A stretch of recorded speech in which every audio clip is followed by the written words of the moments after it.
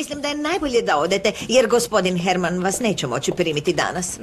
Ne, Olga. Želim ostati dok ne nađu Violetu. Mislim, samo želim znati da je dobro. Kako god želite.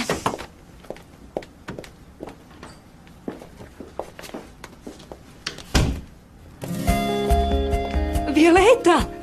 Ko ste vi? O, Bog, Violeta. Ja sam tvoja... Pa recimo da sam stvarno jako dugo čekala ovaj trenutak i... Zapravo je moj tata taj kojeg morate uvjeriti. Vi ste za novu učiteljicu. Razgovarajte s njim.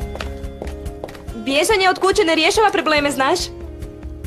Čula sam da si se posvađala s ocem, ali shvaćaš li da bez obzira što je lažljivac, što je tvrdoglav, on je tvoj... Nije on tako loš. Nema, znam, mislila sam na roditelje općenito. Lakše razgovarati s njima nego bježati od njih. Ali moj otac ne sluša, on se dere. A moja majka... Ona nije više... Da, znam i to. Mora da ti jako nedostaje. Ali znaš da... Na neki način ona živi kroz tebe. Ti si dio nje. Moj tata vam je dao psihotest. Ozbiljno, čak i ako nije ovdje, iako ne možeš razgovarati s njom, ona je uvijek uz tebe. Violeta, ja sam tvoja... Djevojčice moja, vratila si se od dušo i opet cijela si mokra. Ajde, treba ti topla kupka. Hvala ti. Gospodine Herman, malena se vratila. Dobro je, iako je skroz pokisla. Vi? Odlučio sam da ste dobili posao. Vi ste nova učiteljica.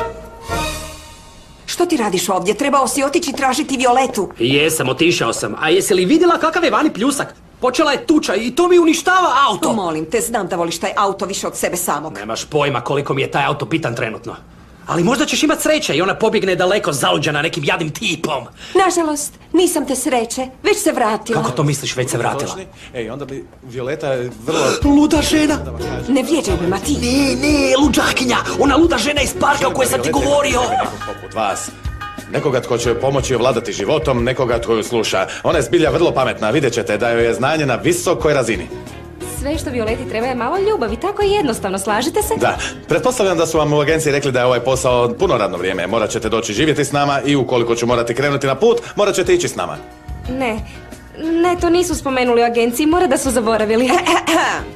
A, ljubavi, ovo je Anđi, Da, već smo se upoznali. Violetina nova učiteljica.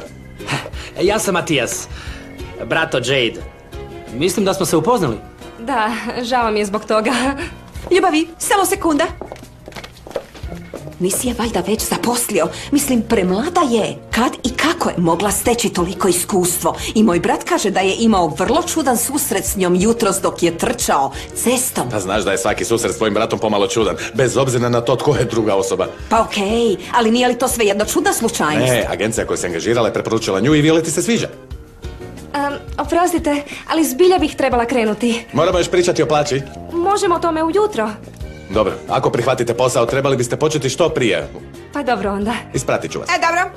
Ne, u redu je, mogu sama izaći. Dobro. Vidimo se. Vidimo se. Doviđenja. Bok, idemo. Doviđenja!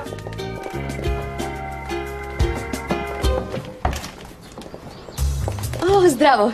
Poslali su mi iz agencije, Berta, drago mi je. O, da, nova učiteljica. Zdravo. Recite mi, govorite li španjolski, Berta? O, si? Odlično. Francuski? Oui, madame. Oui, madame. Mandarinski? Imate diplomu, naravno. Da, imam sve. Ovo je moj životopis. U redu, hvala vam. Ruski?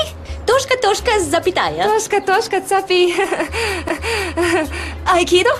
Trenirala sam karate, judo i taekwondo. Šteta.